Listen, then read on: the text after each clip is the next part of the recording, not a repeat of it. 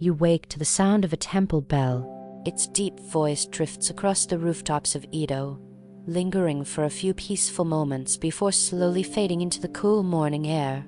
Another answers somewhere farther away, softer this time, as though the city itself is gently stretching awake. For a moment, you remain where you are. The room feels unfamiliar. The woven tatami beneath your futon carries the faint scent of fresh straw. The ceiling above is lower than the one back home, supported by dark cedar beams that catch the first hints of daylight filtering through the paper shoji screen. Then yesterday returns to you. After many days on the road, you finally reached Edo. You had imagined this moment countless times while walking the Takado. Travelers spoke endlessly about the city. Some claimed no place in Japan could compare to its size. Others insisted its markets contained goods from every province in the country. A few laughed and said that if someone stood still for too long, the crowds would simply carry them away. By the time you finally arrived yesterday, there was little chance to see any of it. The sun had already slipped below the rooftops. Lanterns glowed outside the inns. The streets were little more than silhouettes filled with unfamiliar voices. After finding a welcoming place to stay and enjoying a simple evening meal, exhaustion quickly settled in. Today will be your first real look at Edo. The thought is enough to bring a quiet smile. You sit up, stretching your shoulders after so many days of carrying your bundle across dusty roads. Your legs still remember every hill and every bridge between your hometown and here. Travel has a way of making even the simplest bed feel wonderfully comfortable. You fold your futon carefully. It is a small habit, but one worth keeping. Every innkeeper appreciates a tidy guest, and every traveler learns that good manners often lead to warm welcomes on future visits. Beside the wall rests your bundle. Inside are several lacquered bowls and decorative boxes, each wrapped individually in soft cloth. They represent weeks of careful work by craftsmen back home, and today you hope to place at least some of them into the hands of merchants here in Edo. Business can wait a little longer. This morning belongs to the city. You slide open the paper door. The hallway beyond is already alive with quiet activity. An attendant passes carrying 2 wooden buckets suspended from a shoulder pole. He steps to one side, offers a polite bow, and continues without spilling a single drop. Farther along the corridor, another attendant kneels outside an empty room, carefully wiping the wooden floor until it catches the soft morning light. The inn is waking one task at a time. Nothing feels hurried. A faint aroma drifts upstairs. Fresh rice, miso soup, something grilling over charcoal. Following the scent, you make your way toward the staircase. Each wooden step answers with a gentle creak beneath your feet. From the courtyard below comes the steady splash of water as someone fills a basin from the well. A cook slides open a rear door to collect another armful of firewood, while a stable hand quietly brushes one of the horses that arrived late yesterday evening. Even before breakfast, everyone already has work to do. Reaching the ground floor, you pause for a moment beside the entrance. The front doors remain open just enough to let in the cool morning air. Outside, the street is beginning to wake. A shopkeeper across the road kneels with a broom, sweeping yesterday's dust into neat little piles. Farther along, another carefully lifts the wooden shutters from his storefront. You realize something almost immediately. Nobody is trying to impress anyone. These are not performances for travelers. This is simply how another ordinary morning begins. The temptation to step outside is strong. The city is waiting, but breakfast smells far too inviting to ignore. You turn toward the dining room just as the innkeeper notices your arrival, greeting you with the same warm smile that welcomed you the evening before. The innkeeper gestures toward a place near the window. You thank him and take a seat on one of the cushions arranged around a low wooden table. From here, you can watch both the dining room and the quiet street outside without turning your head. Only a handful of guests are awake this early. An elderly couple finishes breakfast in comfortable silence, judging by the walking staffs resting beside the doorway. They have many more miles ahead of them today.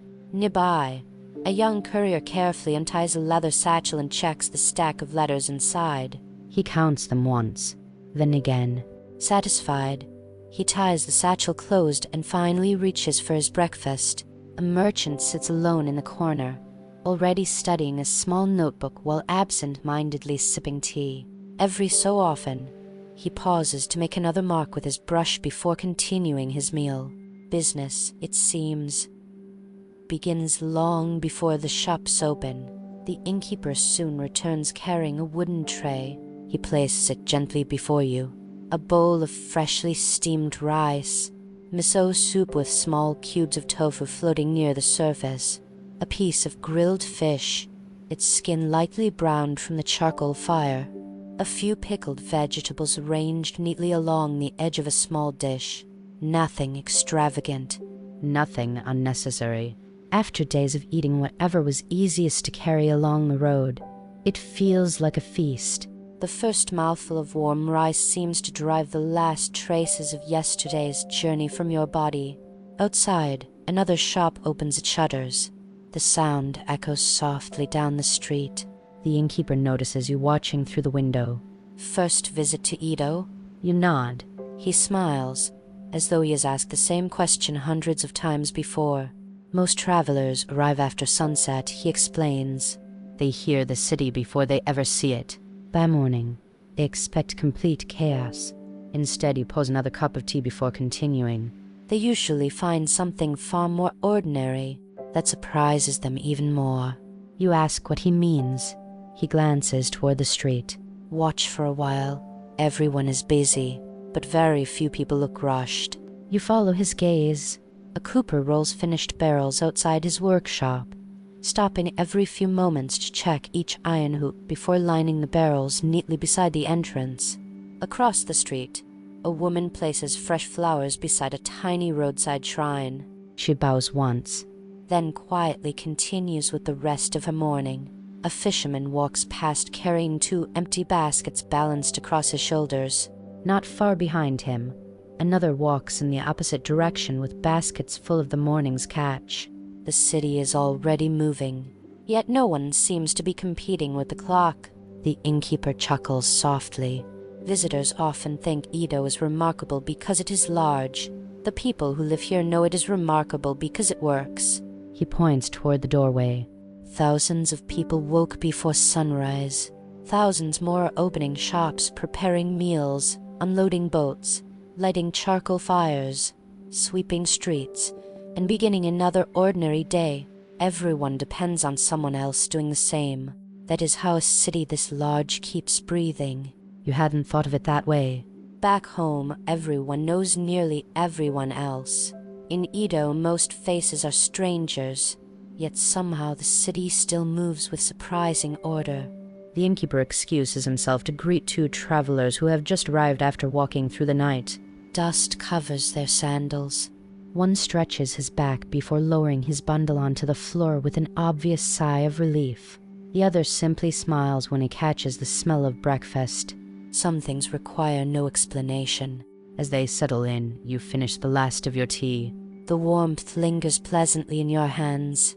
There is one question you have been meaning to ask. If someone had only a single day in Edo, where should they begin? The innkeeper does not hesitate. Nihonbashi. He says the name as though there could never be another answer. Every road eventually leads there. Merchants gather there. Travelers arrive there. Goods from every corner of Japan pass beneath it before finding their way into the city. If you wish to understand Edo, spend your morning there. Everything else will make more sense afterward. You thank him for the advice. He bows politely.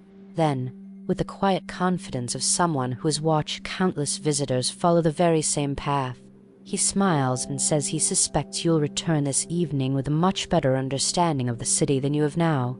You collect your bundle and slip your sandals back onto your feet. The cool morning air greets you as you step outside. The street feels alive now. Not crowded. Alive. Somewhere in the distance, another temple bell marks the passing of the hour. You turn in the direction the innkeeper indicated. Beyond rows of wooden buildings, somewhere ahead lies Nihonbashi. The heart of Edo is waiting. The streets grow busier with every step, not because more people suddenly appear, but because smaller lanes quietly feed into larger ones. A carpenter joins from one direction, carrying a bundle of freshly cut cedar over his shoulder. Two women emerge from another street with empty baskets, chatting softly about the vegetables they hope to buy before the best produce is gone. A courier slips past with surprising speed, offering quick bows as people instinctively make room. Nobody seems to wonder where they are going. Everyone already knows. You simply follow the gentle current. Before long, the road begins to widen. The buildings stand a little farther apart, giving the morning sunlight more room to spill across the packed earth beneath your feet. Wooden signboards become larger and more numerous, each painted with careful characters announcing merchants, craftsmen, and warehouses. A man walking beside you notices your curiosity. First time in Edo? You admit that it is. He smiles knowingly. You'll know when you've reached Nihonbashi. You won't need anyone to tell you. With that, he turns into a side street, disappearing into the morning crowd before you can ask another question. You continue onward. The sounds change before the view does. The creaking of heavily loaded carts, voices calling instructions from somewhere ahead, the steady splash of water against wooden docks. A horse snorts impatiently as its handler adjusts the rope securing several large bundles onto its back. The city feels busier now, not louder. Busier. Then, quite suddenly, the buildings open before you. There it is, Nihonbashi. The bridge stretches confidently across the canal, its broad wooden surface already filled with people moving in both directions. Some cross without slowing, clearly making the same journey every morning. Others pause along the railing for only a moment before continuing toward appointments waiting elsewhere in the city. You stop before stepping onto it. The innkeeper was right. There could be no mistaking this place. A weathered wooden post stands near the bridge. Several travelers pause beside it before setting off. Checking directions one final time, an older gentleman notices you reading the inscriptions. He explains that distances throughout Japan are measured from here. If someone asks how far Kyoto, Osaka, or almost anywhere else worth traveling, the answer begins at Nihonbashi. You glance back toward the bridge. It suddenly feels even more important than it did a moment ago. Not merely a crossing, a beginning. As you step onto the smooth wooden planks, the bridge answers with a soft creak of well-worn timber polished by countless footsteps. You wonder how many people have crossed here before you. Thousands, hundreds of thousands. Perhaps millions over the years. Whatever the number, your footsteps now quietly join theirs. Halfway across, you rest your hands lightly upon the railing. The view below is impossible to ignore. Boats move steadily through the canal, each carrying a different piece of the city's daily life. One is piled high with tightly bound sacks of rice. Another carries neatly stacked barrels that give off the faint aroma of soy sauce even from this distance.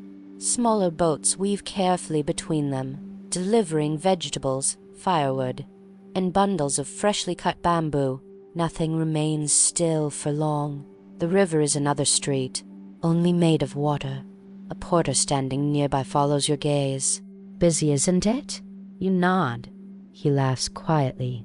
You should have seen it yesterday. When asked what was different, he shrugs. Nothing. Yesterday was just another day. That simple answer somehow makes the scene even more impressive. There is no festival. No celebration. No special event. This is simply an ordinary morning. The porter explains that bringing heavy goods through Edo's crowded streets is slow work. Boats solve that problem. Rice arrives by water. Timber arrives by water. Fish arrives by water. Even the charcoal warming breakfast fires across the city has likely traveled beneath this very bridge. Without the river, he says, Edo would be a very hungry place.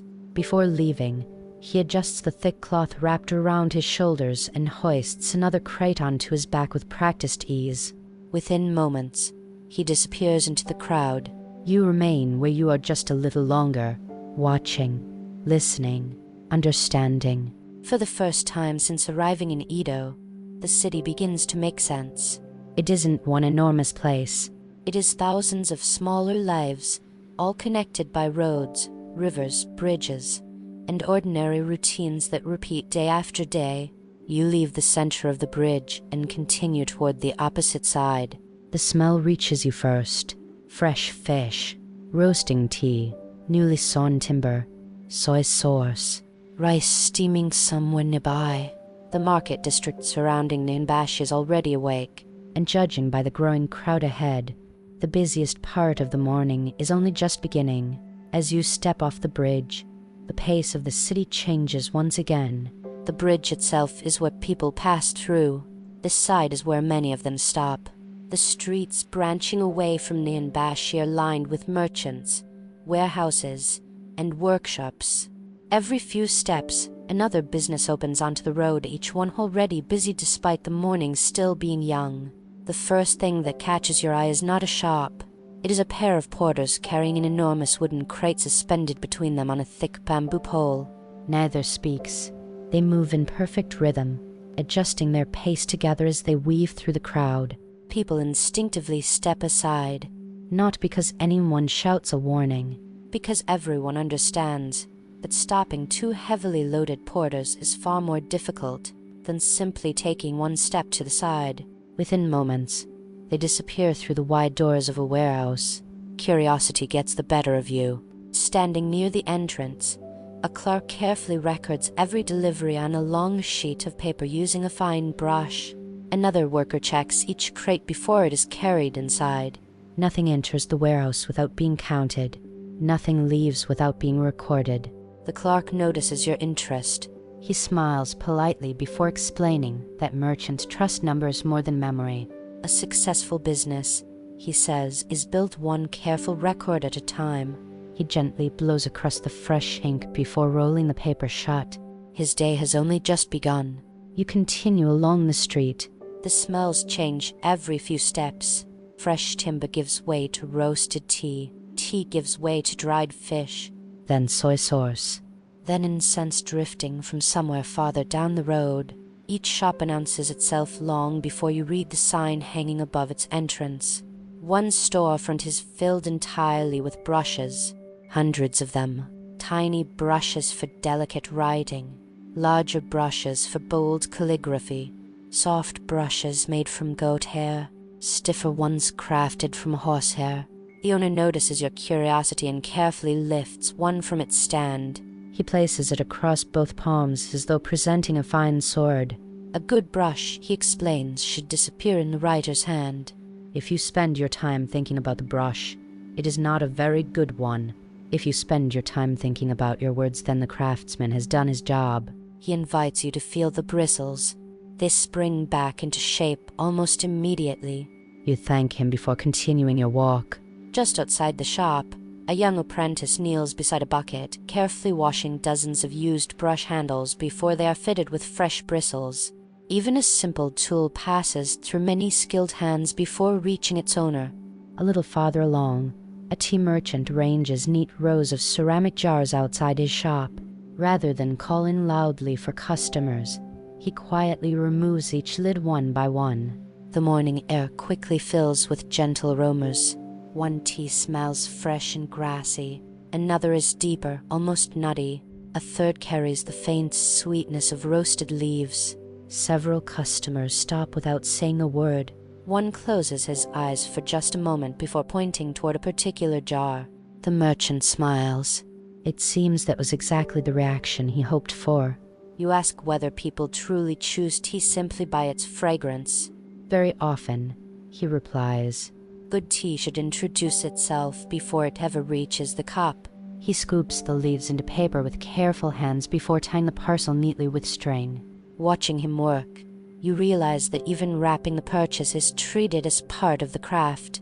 Nothing is rushed. The next street is narrower. Here the noise softens. Instead of merchants calling to customers, you hear craftsmen speaking with apprentices. A sandal maker trims fresh straw with a small knife while explaining how tightly each braid must be woven. Across from him, A cooper fits an iron hoop around a wooden barrel.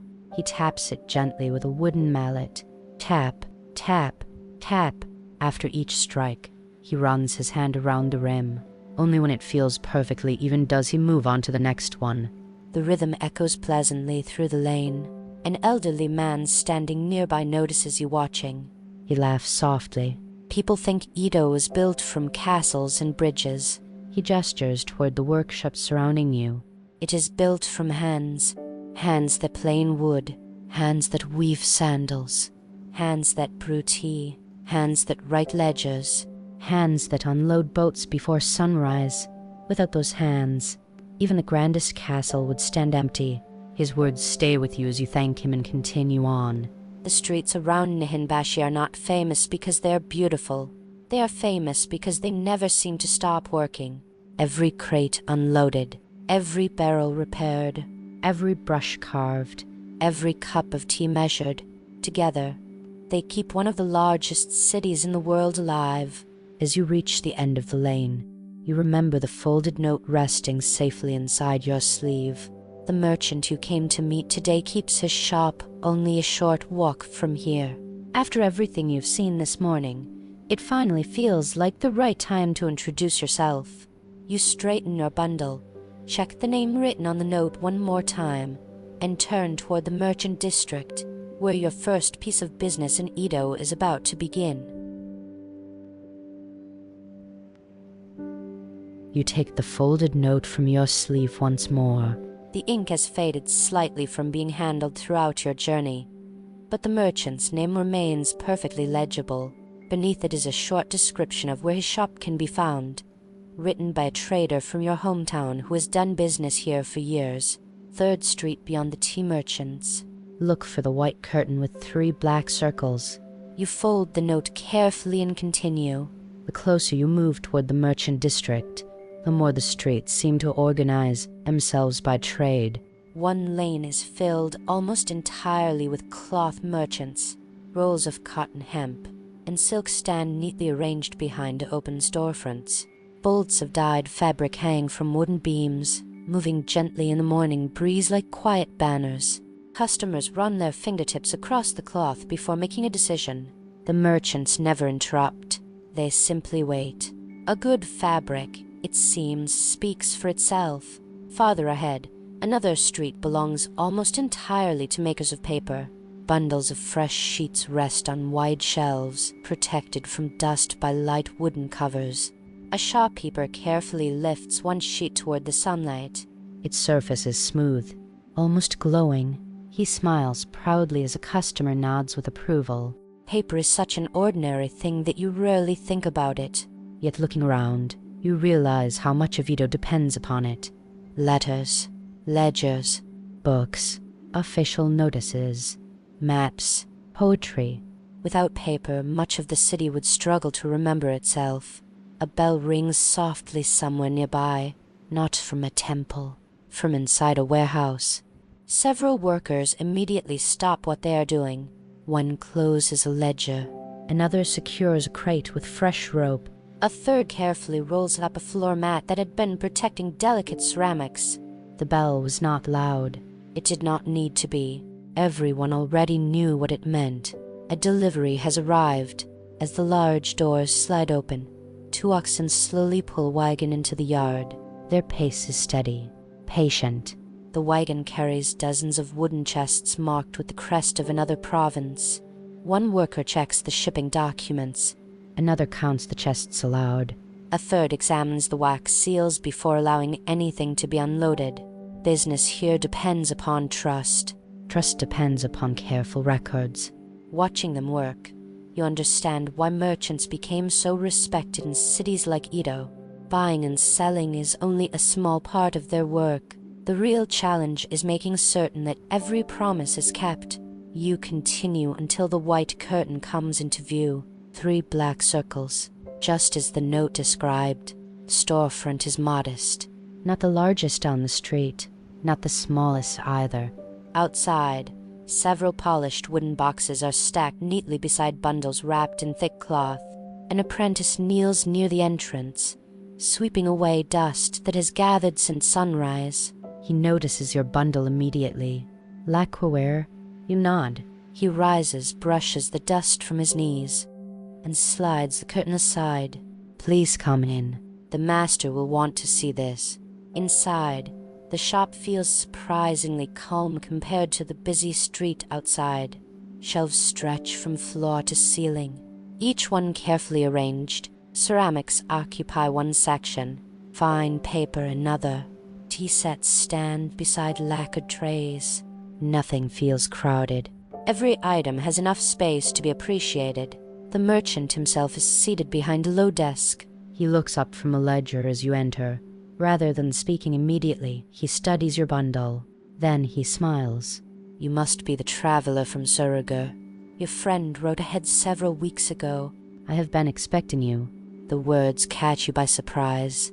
You had assumed you would need to introduce yourself. Instead, your arrival has already been anticipated. He gestures toward the cushion opposite him. Please, sit. The road from Suruga is not a short one. At least allow yourself to rest before we speak of business. You gladly accept. An apprentice quietly places 2 cups of freshly brewed tea between you. The merchant waits until both cups have been served before reaching for his own. Business, it seems, can wait a few more moments. Hospitality comes first. The tea is served without a word. The apprentice places each cup carefully upon the table before stepping back. Only after the merchant takes his first sip does the young man quietly leave to continue his work elsewhere in the shop. You lift the cup. The warmth settles comfortably into your hands after the cool morning outside. The merchant smiles. Good tea deserves a little patience. So does good business. You couldn't agree more. For a few moments, neither of you speaks. Through the open front of the shop comes the distant rhythm of the street. A cart rolls past. Somewhere nearby, a cooper taps another iron hoop into place. Customers drift in and out of neighboring shops, their conversations blending into a gentle murmur. Eventually, the merchant sets his cup down. Now let's see what you carried all the way from Suruga. You place your bundle upon the table and carefully untie the cord. Layer by layer, the protective cloth is folded back until the first lacquered box appears. The merchant does not reach for it immediately. Instead, he studies it from where he sits. The color, the finish, the proportions. Only then does he lift it with both hands. He turns it slowly beneath the morning light filtering through the paper windows. The polished surface reflects the room almost like still water. He runs one finger gently along the edge. No roughness, no unevenness. The lid fits perfectly. He nods with quiet approval. Your craftsmen take pride in their work. You explain that many of the pieces are made by families who have practiced the same craft for generations. Children often begin learning while they are still young enough to sit beside their parents, first polishing simple pieces before gradually taking on more difficult work. The merchant smiles. Much the same as here. He gestures toward the shelves surrounding you. Every apprentice in this shop began with a broom, not a ledger, not customers. A broom. Until they learned to care for the shop, they were not trusted to care for the merchandise.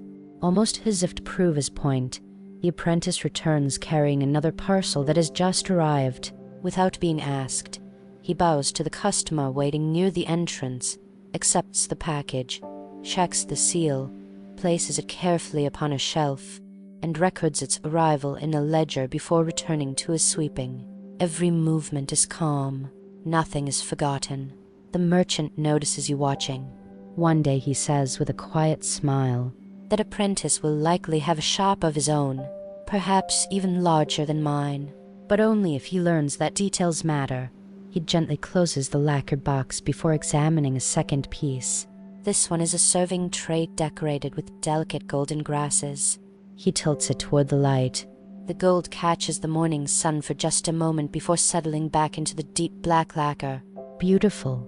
But beauty alone does not sell. The words surprise you. Seeing your expression, the merchant laughs softly. Don't misunderstand. Beautiful things always find admirers. Useful, beautiful things find customers. He explains that Edo is unlike most towns. People here have choices. A traveler passing through a village might buy the only bowl available.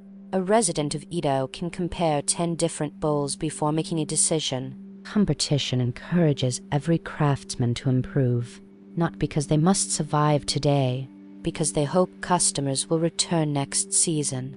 As the conversation continues, another customer enters the shop, an elderly woman searching for a gift. The merchant excuses himself and greets her with the same warmth he offered you. There is no rush to finish your conversation. Business flows naturally from one customer to the next. She spends several minutes comparing teacups. The merchant never pressures her. Instead, he asks who the gift is for. Her granddaughter. How old? Recently married. Ah, then perhaps something she will use every day. Rather than choosing the most expensive cup, he selects a simple but elegant set with a subtle plum blossom pattern. The woman smiles immediately. She hadn't realized that was what she wanted until she saw it. Watching the exchange, you realize the merchant is selling more than objects. He is helping people choose memories. After wrapping the cups carefully in soft paper and tying the parcel with cord, he bows as the woman leaves. Only then does he return his attention to you. Now about your lacquerware. He opens his ledger. Together, you discuss quantities, delivery schedules, and prices. There is no dramatic bargaining, no raised voices. Only two people trying to reach an agreement that feels fair to both sides. By the time the ink has dried on the final figures, the merchant closes his brush case with a satisfied nod. I believe this will be the beginning of a long partnership. He purchases several of your finest pieces and asks whether you intend to return to Edo later in the year. You tell him that, if the roads remain kind and the craftsmen remain busy, you certainly hope to. Excellent. Edo is always hungry for fine work. The apprentice carefully wraps the purchased lacquerware and carries it toward the storeroom. Your own bundle now feels noticeably lighter. The merchant walks with you to the entrance. Before you leave, he offers one final piece of advice. You have completed today's business earlier than most first-time visitors. Don't hurry back to your inn. Go and enjoy the city. A merchant should know the place where his customers live. You'll understand them better tomorrow than you did this morning. You thank him for both the business and the advice. Stepping back into the street, you take a deep breath. The sun has climbed higher. The morning has quietly become midday, and for the first time since arriving in Edo, you have nowhere you need to be.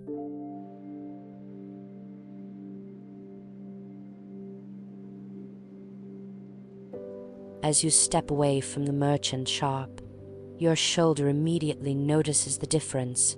The bundle feels lighter, not by much, yet enough to remind you that your journey here has already been worthwhile. For the first time since entering Edo, there is no appointment waiting, no merchant expecting your arrival. No road to follow. Only the city itself. You pause at the edge of the street, wondering which direction to take. The decision is made for you. A warm, comforting aroma drifts through the air. Soy sauce, charcoal, fresh noodles. Your stomach reaches its conclusion before your mind does. Breakfast was several hours ago. It is nearly time for the midday meal. Following the scent, you soon find yourself standing beneath a simple Noren curtain swaying gently above a narrow entrance. Unlike the larger inns, this place serves mostly local workers. A cooper ducks through the doorway carrying wood shavings on his sleeves. Behind him follows a clerk with fresh ink stains across his fingers. Two fishermen arrive together, laughing about something that happened on the river earlier that morning. Everyone seems to know exactly where they like to sit. The owner greets each customer by name. When the cooper enters, the owner has already begun preparing his meal. No order is needed.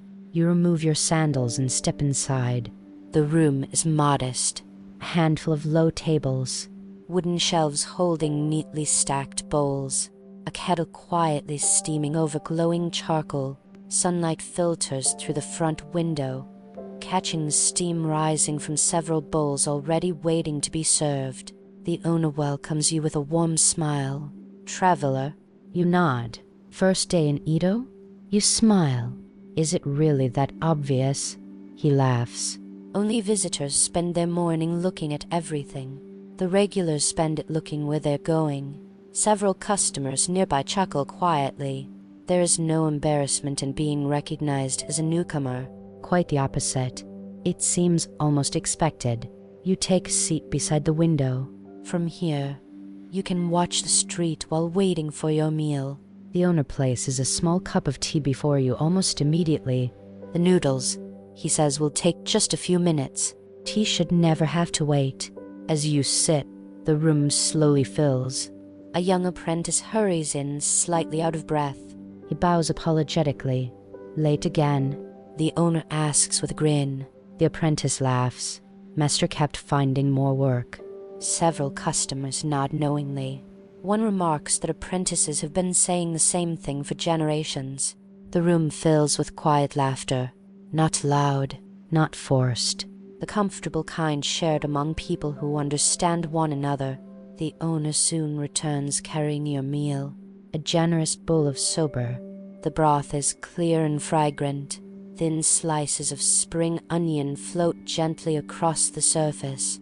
A few pieces of grilled leek add a sweet aroma that mingles with the soy-based broth.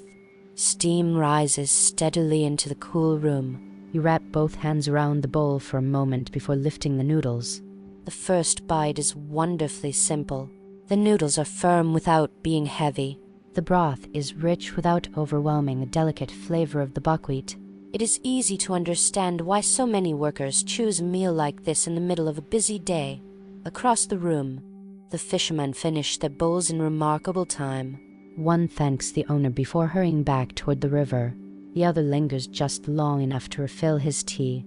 The clerk who arrived earlier continues writing even while eating, occasionally pausing to dry fresh ink before taking another bite. You ask the owner whether lunchtime is always this busy. He nods. Almost every day. Morning belongs to work. Evening belongs to home. The middle of the day belongs to places like this.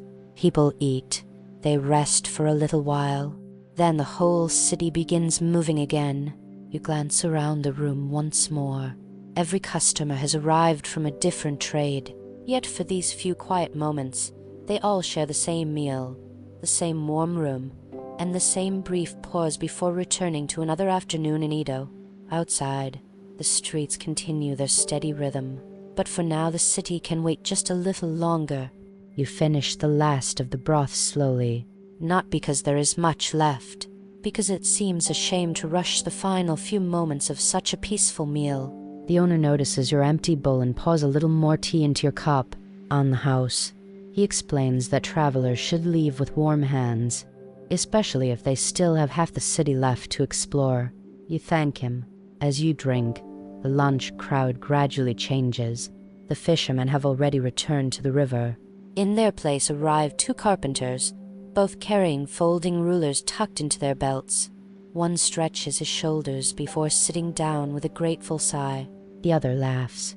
Long morning. The first nods. Long roof. The owner smiles as he places two bowls onto the table.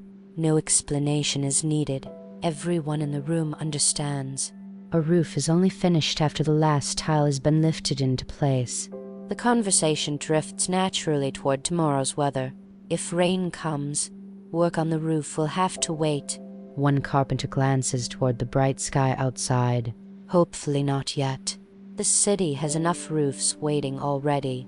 Listening to them, you begin to notice something. Very few conversations revolve around great events. People speak about deliveries, repairs, customers, the price of charcoal, whether the fish were plentiful this morning. History is often remembered through battles and famous names. Yet most people spend their lives talking about tomorrow's work. When your tea is finished, you settle the bill. The owner thanks you with a respectful bow. As you prepare to leave, he offers one final recommendation. If you've already seen Nihonbashi and finished your business, take the long road back. The shortest road only gets you somewhere. The longer one lets you discover something. It sounds like advice worth following. Outside, the afternoon sun has climbed high above the rooftops. The streets remain lively, but the frantic energy of early morning has softened. Merchants stand comfortably outside their shops, chatting with regular customers. Several apprentices carry bundles from one workshop to another, no longer rushing quite as quickly as before. You wander without choosing a particular direction. Sometimes the best discoveries happen when no destination is waiting. A cheerful voice calls out from ahead. Fresh pears. Sweet pears. A fruit seller has arranged his produce beneath a simple cloth canopy. Neat rows of pears, persimmons, and late summer grapes fill woven baskets.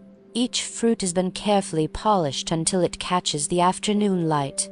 An elderly woman pauses to examine several pears.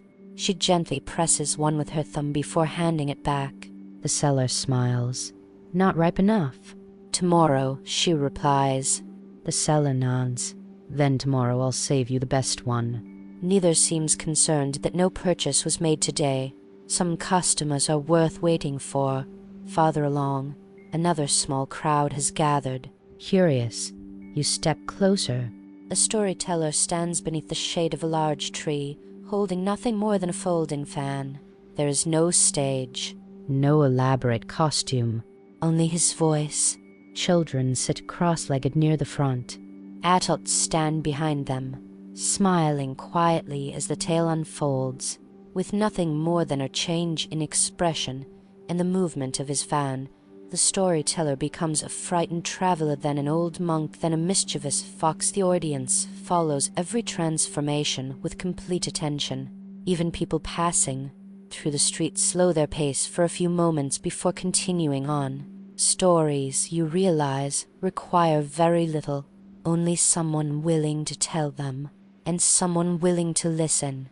When the tale ends, the children clap enthusiastically. The storyteller bows deeply. Several listeners leave a few coins before continuing their day. The performance lasted only a short while, yet it brought smiles to dozens of strangers. You continue your walk. The streets begin changing once more. Workshops slowly replace market stalls. The steady tapping of chisels echoes from open doorways. The scent of freshly cut cedar returns. You pause outside a small woodblock printing workshop. Inside, a craftsman carefully applies ink to a carved wooden block using a soft brush. Beside him, another worker places a sheet of handmade paper onto the block with extraordinary care. A smooth pad is rubbed gently across the back. Then the paper is lifted. A beautiful illustration appears almost instantly. The craftsman notices your interest and holds up the fresh print. A view of Mount Fuji. Though every print begins from the same carved block, he explains, no two are ever completely identical. The pressure changes slightly. The ink settles differently. The paper absorbs each impression in its own way. He smiles. Rather like people, we may begin from similar places, but each journey leaves its own marks. You thank him and continue on. The afternoon breeze carries a different sound now. Not the noise of markets, not the conversations of merchants. Somewhere beyond the rooftops, a temple bell rings softly once again. You look toward the trees rising above the buildings. Perhaps you think it is time to leave the busiest streets behind for a little while. A quieter part of Edo seems to be calling.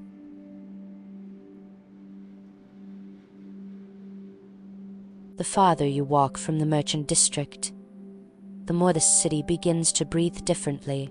The streets do not become empty. They simply become quieter. The steady rhythm of hammers fades behind you, replaced by the rustling of leaves overhead.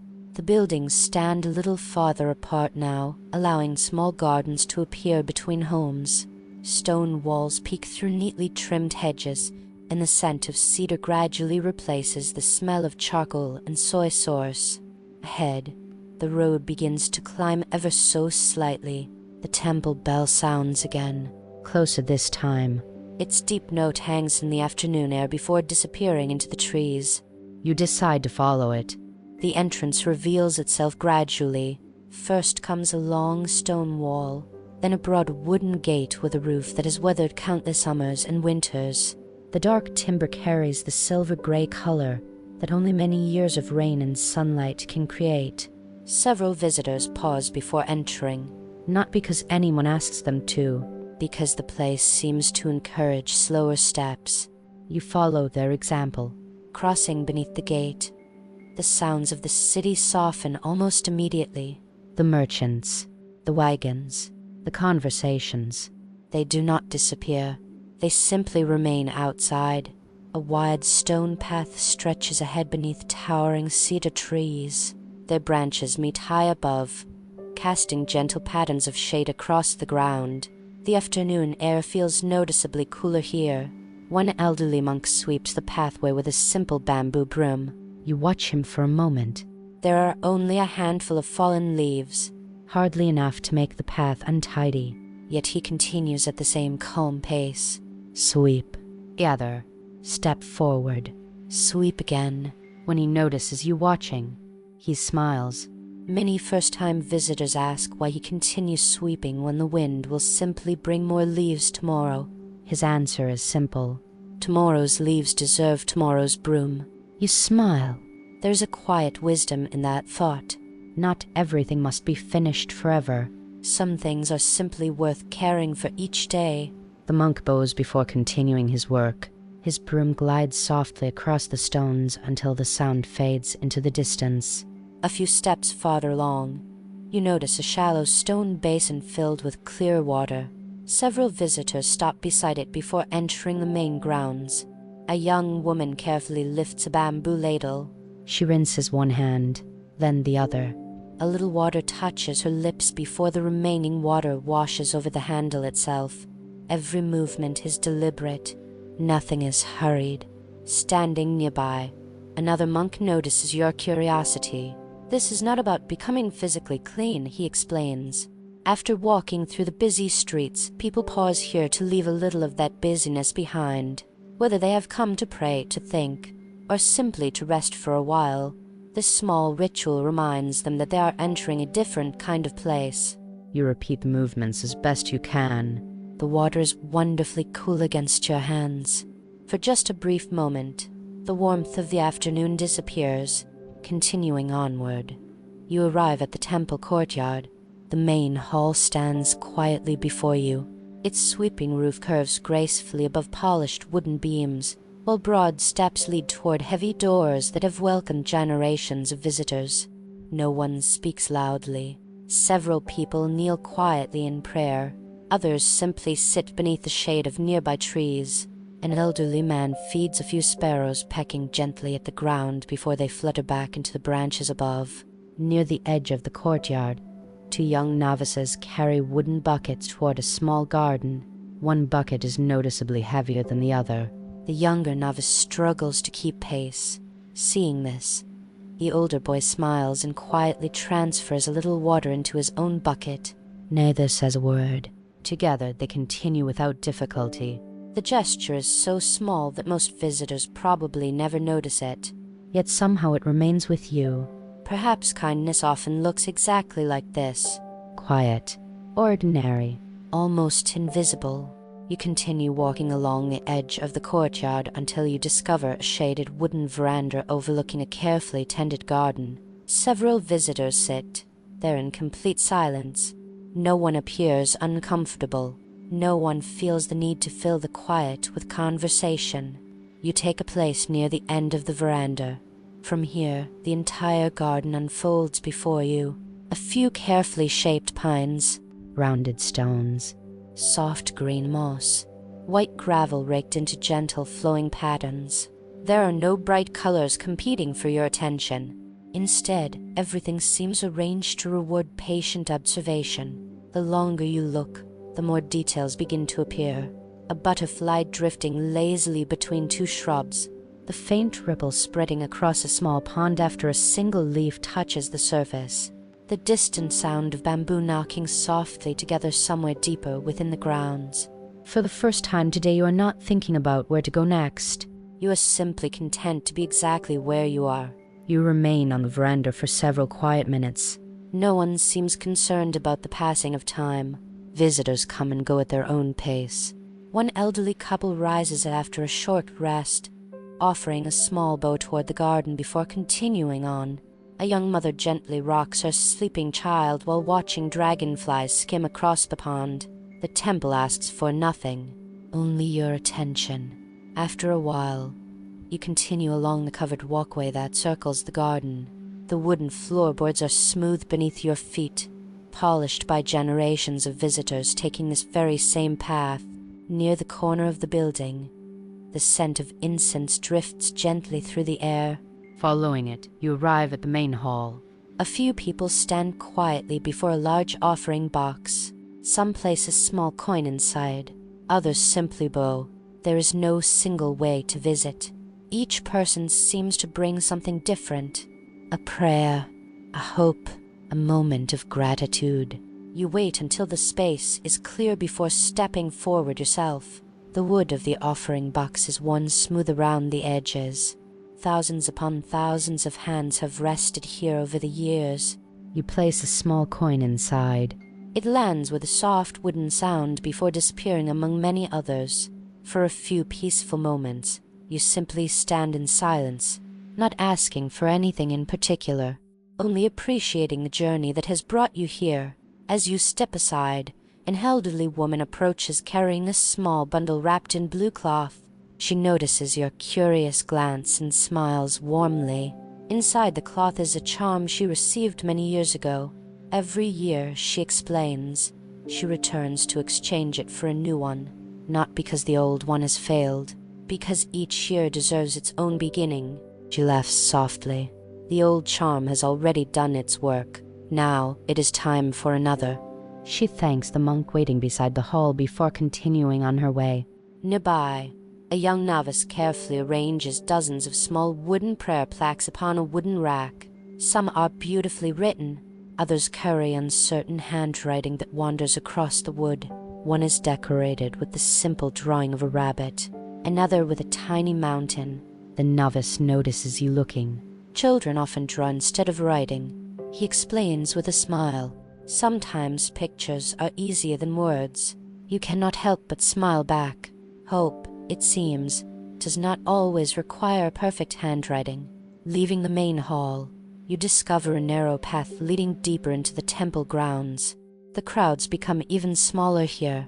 Sunlight filters through tall bamboo, creating long patterns that sway gently across the earth with every passing breeze.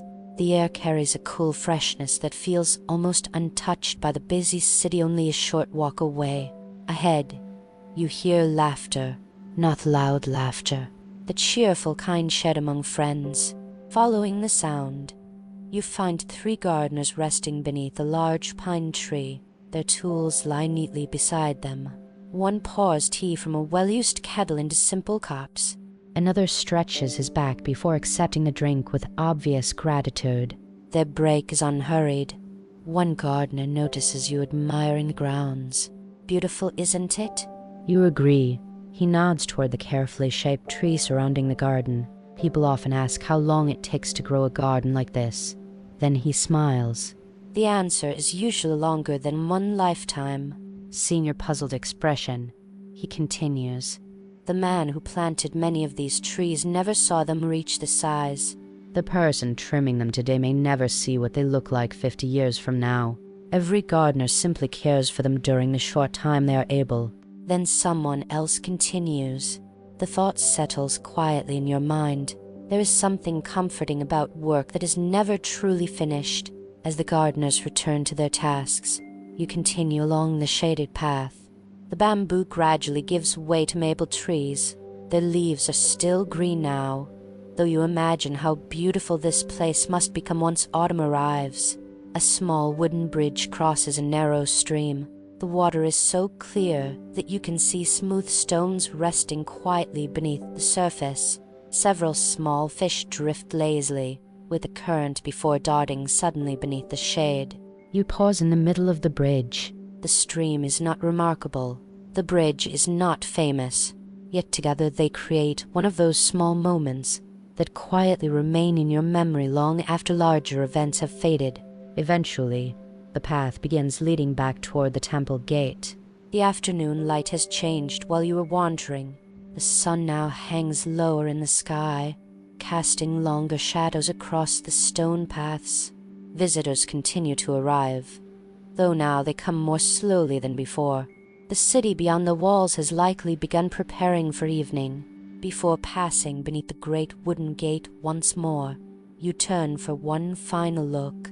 The monk is still sweeping the pathway. The novices are still carrying water. The gardeners are still tending the trees. Tomorrow morning, they will probably begin again. And the morning after that. Some places measure time by clocks. Others measure it by quiet routines repeated with care.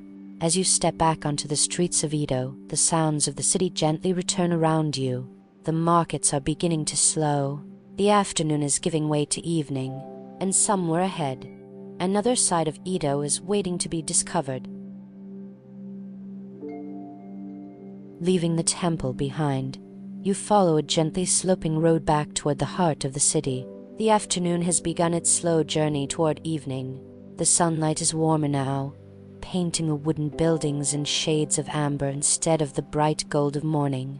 Shadows stretch farther across the road, and the air carries just a little less heat than it did an hour ago. People seem to notice it as well. The pace of the streets has softened. Merchants still welcome customers, but they no longer stand quite so eagerly at their entrances. Craftsmen continue working, though their movements have become steadier, more relaxed. Even the conversations around you seem quieter. A boy hurries past carrying a folded fishing net almost twice his own height. Behind him walks his grandfather at an unhurried pace. You're going to wear yourself out before we even reach the river. The boy grins without slowing. If I get there first, maybe the fish will still be waiting. The old man laughs. I've been fishing for 60 years. They've never waited for me. You find yourself smiling as they disappear around the corner. The river. That sounds like an excellent destination. Before long, the streets widen once again, opening onto a broad embankment lined with stone. The Sumida River flows quietly beside the city, reflecting the afternoon sky in gentle ripples broken only by passing boats. It feels different from the busy canals near Nihonbashi. Those carried commerce. This carries life. Children sit along the edge with simple bamboo fishing poles, more interested in watching the water than in catching anything.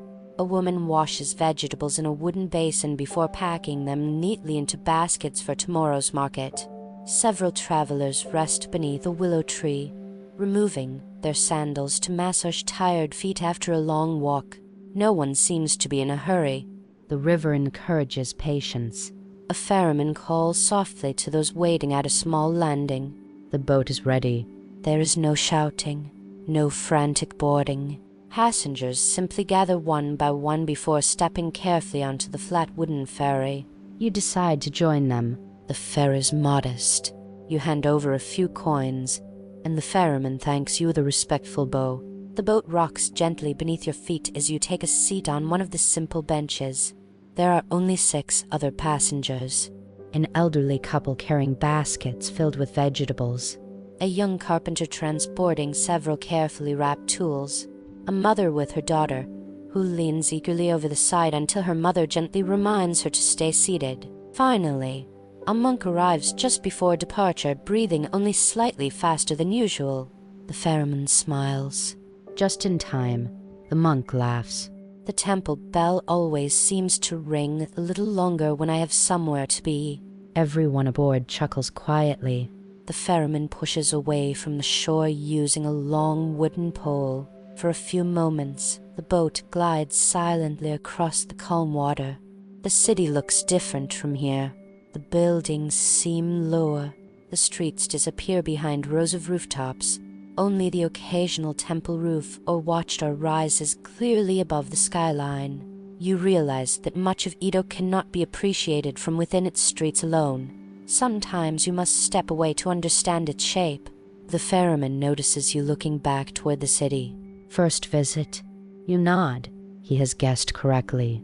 Most first-time visitors spend the whole day looking up. He says, at the castle, the bridges, the great gates. people who have lived here longer eventually begin looking around instead. That is where the interesting things are. He gestures toward another ferry passing quietly nearby. Its passengers wave. Your ferryman raises a hand in return. We've crossed paths for years, sometimes 3 times a day. Never learned his name. Still, it would feel strange if he wasn't there. The 2 boats continue on their separate journeys. You watch the ripples spread across the water before slowly disappearing. The ferryman was right. Not every familiar face becomes a close friend. Some simply become part of the rhythm of everyday life. The crossing lasts only a few minutes, yet by the time the opposite bank comes into view, you almost wish it were a little longer. The river has a way of making even a short journey feel restful. As the ferry touches the wooden landing with a gentle bump, the ferryman steadies the boat while each passenger steps ashore. Before leaving, you thank him for the crossing. He smiles warmly. If you're still in Edo tomorrow, come back around sunrise. The river wears a completely different face in the morning. With that, he pushes away once more, carrying another small group across the gently flowing water. You decide not to wander far from the river just yet. The ferryman's words linger in your thoughts.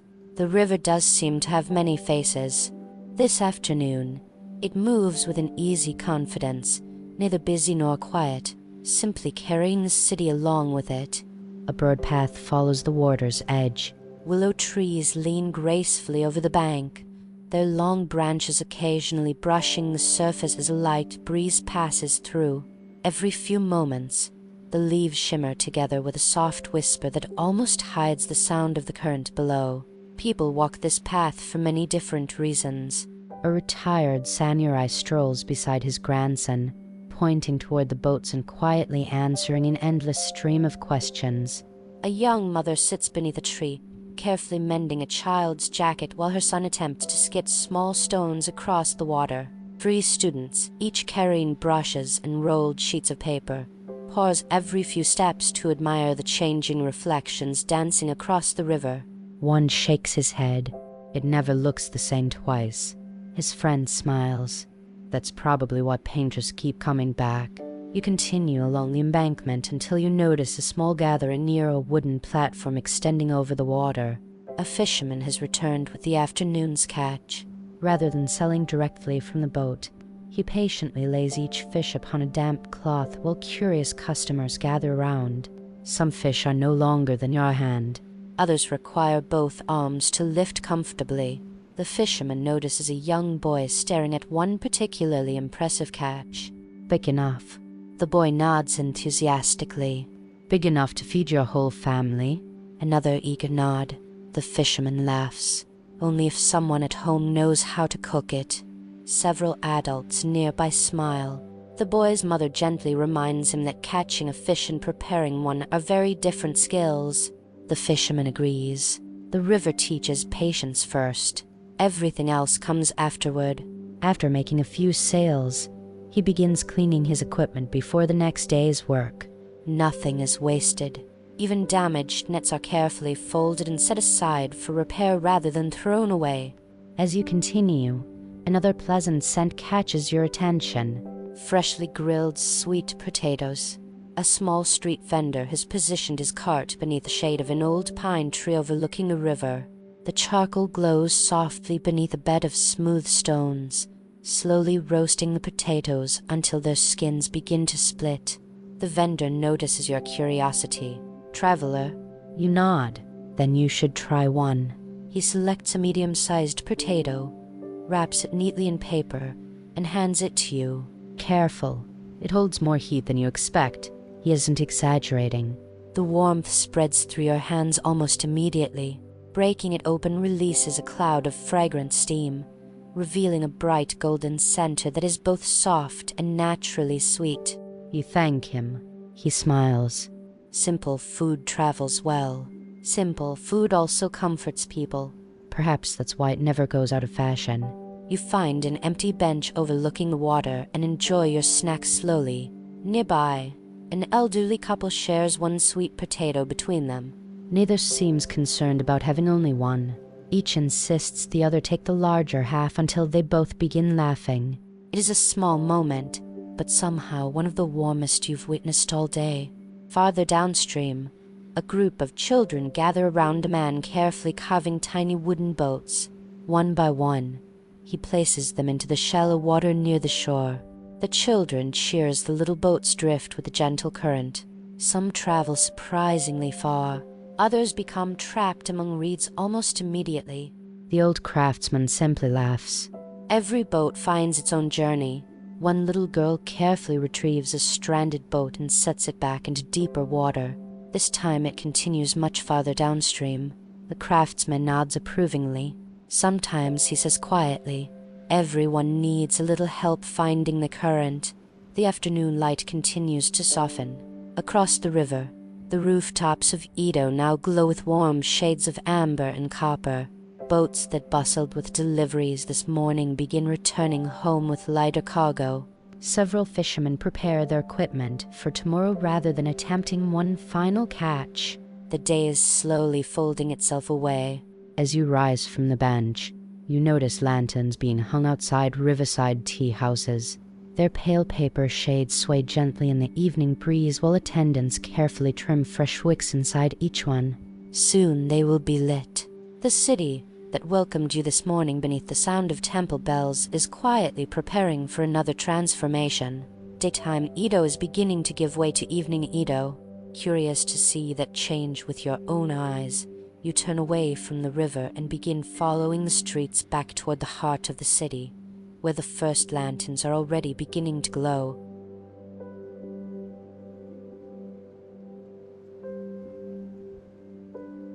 As you leave the riverside behind, the city greets you with a different kind of energy. The busiest hours of trade are ending. Not ending all at once, but little by little.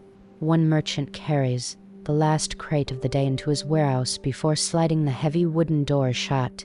Across the street, a brush maker carefully gathers the examples displayed outside his shop, returning each one to its proper place before lowering the bamboo blinds. The workday is drawing to a close. You notice that people are no longer walking only with purpose. Some are simply enjoying the journey home. A father carries his sleeping daughter across one shoulder while balancing a basket of vegetables in his free hand. Two apprentices laugh quietly as they compare whose sleeves collected the most sawdust during the day. An elderly woman pauses outside a flower stall, selecting a few white blossoms before continuing toward home. This city is changing from a place of business into a place of living. You find yourself walking beside a narrow canal. Unlike the larger waterways near Nihonbashi, this one feels almost hidden. Small wooden footbridges connect one side to the other, while modest homes face the water with carefully tended gardens no larger than a single room. One homeowner kneels beside a row of potted herbs, watering each plant with a small bamboo ladle. Another carefully wipes the dust from a wooden sign hanging outside his front door. The ordinary routines of evening have begun. A pleasant smell drifts from one of the houses. Rice cooking, then another. Grilled fish. A few doors farther along comes the unmistakable aroma of simmering vegetables. Every home seems to be preparing its own version of supper. The fragrances blend together without competing. For just a moment, they remind you of home. It is curious how certain smells can travel much farther than memories. Near a crossroads, you notice a small shop with its shutters still open. Unlike the busy merchants you visited this morning, this shop is filled with candles and paper lanterns. Rows of unfinished lanterns hang from the ceiling like pale moons waiting for night. An older craftsman sits cross-legged near the entrance, carefully stretching fresh paper over a thin bamboo frame. His movements are slow and practiced. Not once does the paper wrinkle beneath his hands. Seeing your interest, he smiles without stopping his work. Evening is my busiest customer. You ask what he means. He gestures toward the lantern hanging in his hands. Most people never think about light until the sun begins to disappear. Then suddenly everyone remembers they need it. He chuckles softly. Fortunately for me, the sun has been very reliable. A young apprentice enters carrying a stack of completed lanterns. Each one bears the crest of a different household or business. The apprentice checks each order against a small wooden tablet before placing the lanterns into separate baskets for delivery. The craftsman notices you watching. These aren't decorations. Most of them will hang outside homes tonight. Others will guide customers to tea houses. Some will help shopkeepers finish a little more work after sunset. He lifts one finished lantern toward the doorway. The late afternoon sunlight shines gently through the paper. During the day, it looks simple. Tonight it will seem completely different. You thank him before continuing on. Not far away, you hear the steady clack of wooden blocks striking together.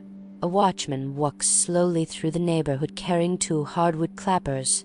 Every few moments he brings them together with a sharp, clear sound. Clack, clack, clack. Children playing nearby immediately recognize him. One little boy waves enthusiastically. The watchman smiles and waves back before continuing his route. Curious, you fall into step beside him for a short distance. He explains that Ito's greatest enemy is not an invading army. It is fire. Most homes are built from wood. Roofs are thatched or shingled. Paper screens divide nearly every room. One careless cooking fire. One overturned lantern. One unattended brazier. Sometimes that is all it takes. His evening rounds remind people to remain careful after dark. He glances upward toward the growing number of lanterns now peering outside homes. Light is a wonderful servant, but it asks to be treated with respect. As the watchman turns into another street, his wooden clappers continue echoing between the buildings. Clack, clack, clack. The sound gradually fades behind you. Ahead, the sky has begun to soften into shades of orange and rose. The first lantern near the crossroads flickers to life. Then another. Then another. One by one, tiny points of warm light begin appearing throughout the streets of Ito, quietly announcing that evening has finally arrived. The last of the sunlight slowly slips behind the rooftops. The brilliant colors of late afternoon fade into softer shades of blue, while the lanterns you noticed only moments ago begin to take over the work of lighting the streets. Their glow is gentle, not bright enough to chase away the night, only enough to welcome it. You continue walking without any particular destination. The streets feel different now. During the morning, nearly everyone walked with a purpose. By evening, people seem happier to linger. Outside a confectioner's shop, a father kneels beside his young daughter as she carefully chooses between 2 small sweets displayed in a wooden tray.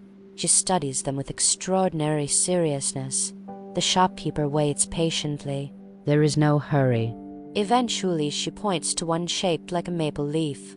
An excellent choice, the shopkeeper says with a smile. The father laughs. I had a feeling she would choose that one. The little girl proudly carries the wrapped sweet as though it were a great treasure. Watching them disappear into the growing evening crowd, you cannot help smiling. Some purchases are measured by joy rather than value. Farther along, a pair of musicians sits outside a modest tea house. One gently plucks the strings of a shamisen while the other quietly hums along. No audience has gathered. No performance has been announced. The music simply drifts into the street, accompanying those who happen to pass. Several people slow their pace for a few moments. An elderly gentleman closes his eyes briefly before continuing home. A courier pauses just long enough to finish listening to the melody before adjusting the strap of his satchel and setting off again. The musicians seem perfectly content. Not every song needs applause. Some only need listeners. The tea house itself is beginning to fill. Its paper lanterns cast warm circles of light onto the street outside. Inside, several merchants sit together sharing tea after the day's work. One carefully rolls up a ledger and places it inside a wooden case. Another stretches his shoulders with obvious relief. The conversation no longer revolves around prices or deliveries. Instead, they speak about their families. One wonders whether his son has finally mastered his brush writing. Another hopes tomorrow's weather remains clear enough for another shipment arriving by boat. Business has ended. Life continues. You continue along the gently winding street until a cheerful burst of laughter catches your attention. In a small open square, several neighborhood children are playing with spinning tops. An older boy expertly launches his top with a quick pull of the string. It spins perfectly. The younger children immediately try to imitate him. Most of their tops wobble wildly before falling onto their sides. Each unsuccessful attempt is greeted not with disappointment, but with laughter. An elderly woman watching from her doorway calls one of the boys over. "Your grandmother taught you better than that." She demonstrates a slightly different way to wrap the string. The next attempt lasts much longer. The children cheer. The old woman bows dramatically as though accepting applause from a grand audience. Evening, you realize, belongs to moments like these. Not remarkable enough to appear in history books, yet important enough to become someone's happiest childhood memory. The sky above Edo deepens into indigo. More stars begin to appear between the rooftops. Though the city is enormous, the darkness softens many of its edges. The castle can no longer be seen from here. Neither can the distant warehouses or the busy markets. Only warm lanterns marking homes, shops, and quiet streets. As you make your way back toward your inn, you notice the watchman once again. His wooden clappers echo through another neighborhood. Clack, clack, clack. This time, several homeowners step outside briefly to check the lanterns hanging beneath their eaves. One man carefully shields a candle from the wind while trimming its wick. Another makes certain his brazier has been safely covered before closing the door for the night.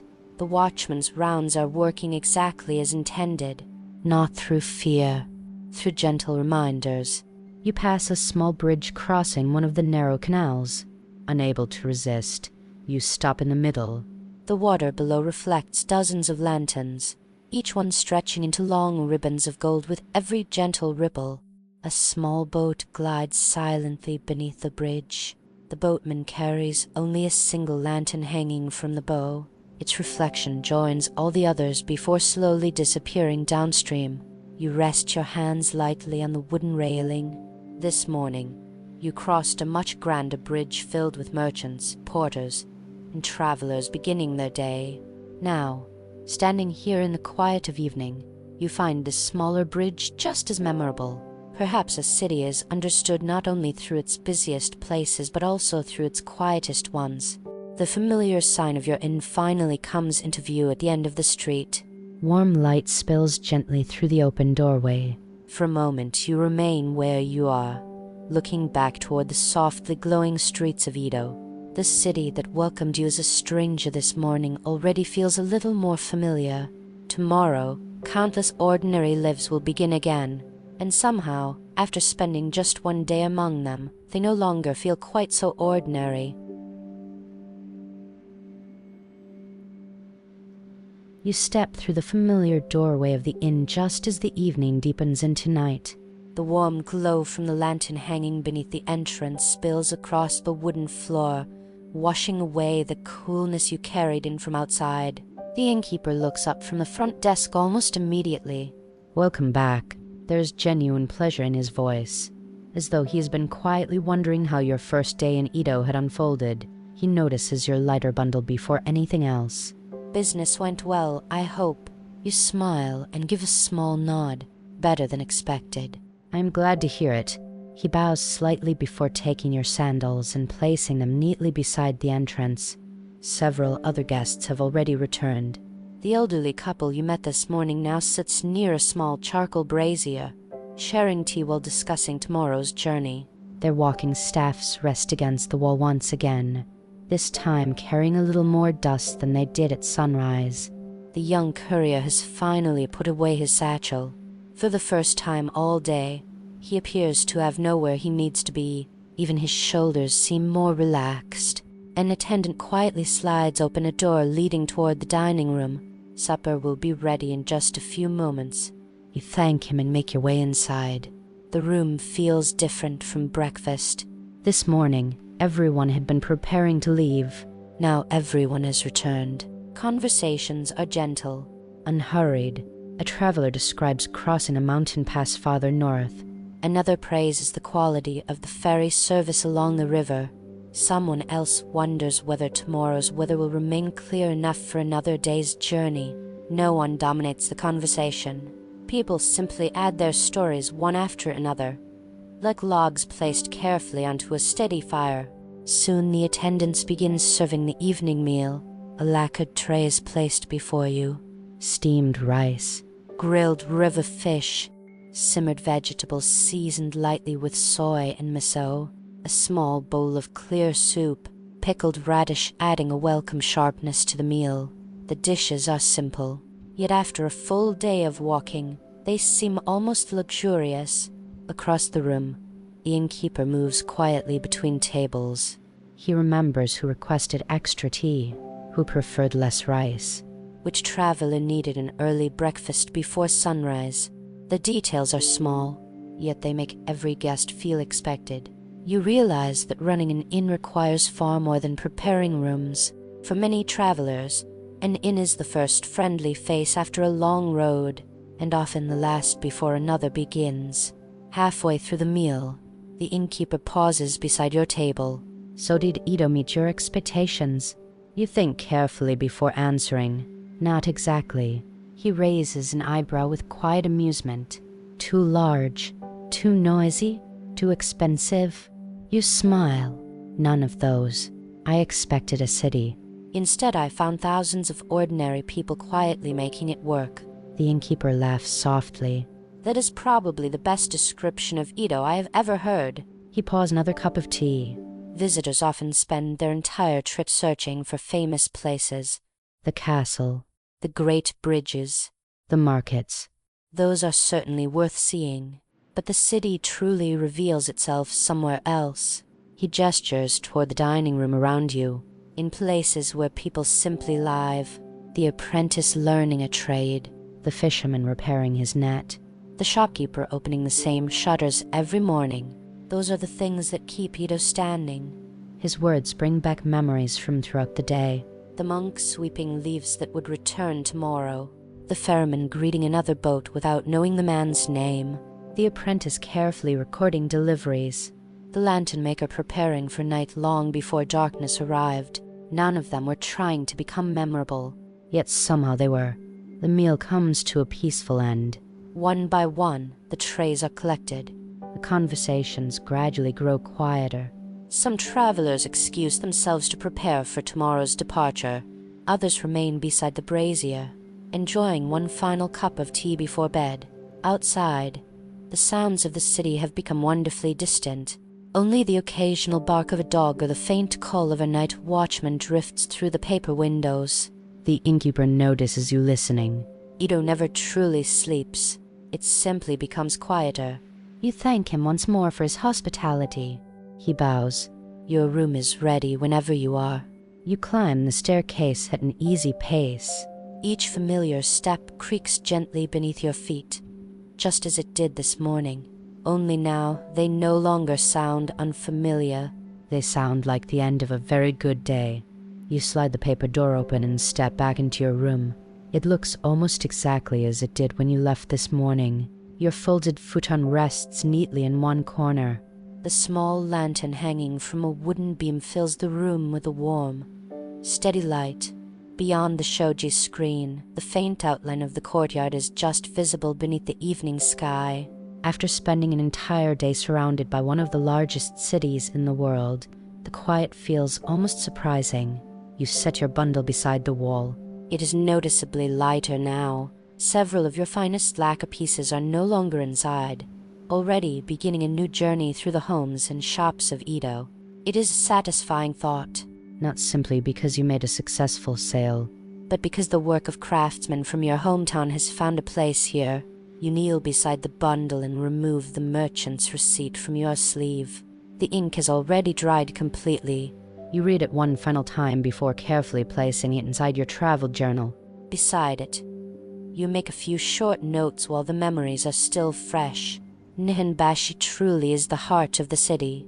The river carries almost everything. People value careful work more than loud promises. Never judge Ito by its size alone. You pause for a moment. Then add one final line. Come back, someday. Closing the journal, you smile quietly. It has been only one day. Yet the city already feels less like a distant destination and more like a place you understand, even if only a little.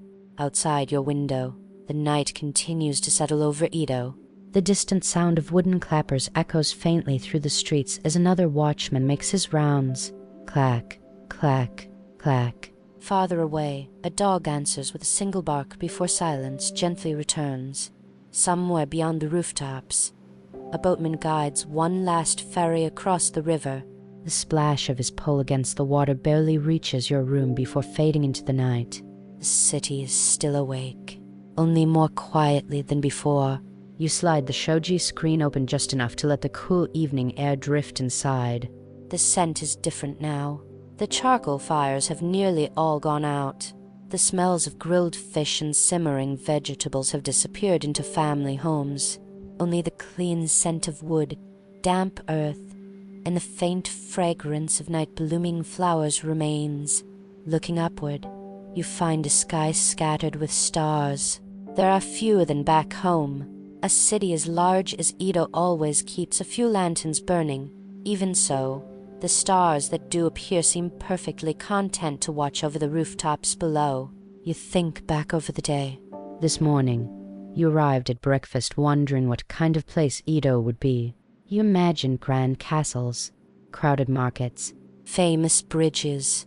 You found all of those. But they are not what you will remember most.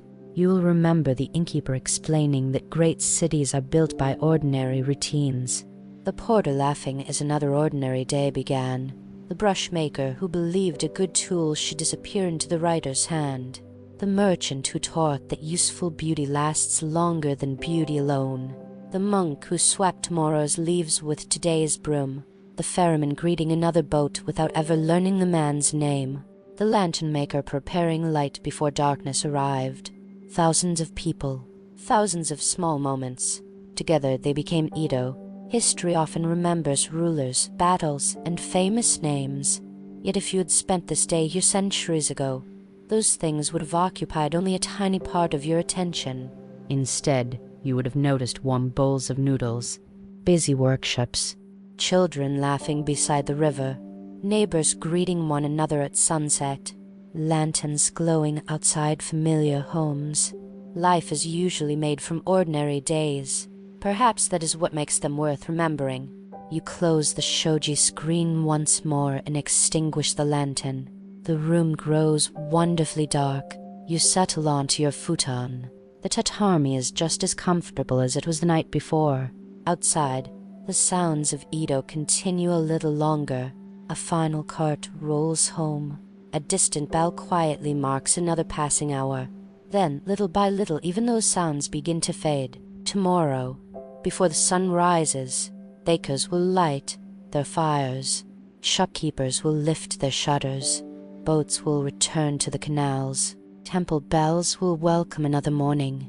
And somewhere, another traveler will arrive in Edo for the very first time, wondering what kind of city awaits beyond the indoor. But that is a story for another day. For now your journey through Edo has come to a peaceful end. Thank you for spending this day with me. If you enjoyed wandering through the streets of Edo together, I'd love to have you back for another quiet journey into Japan's past. Until next time, sleep well.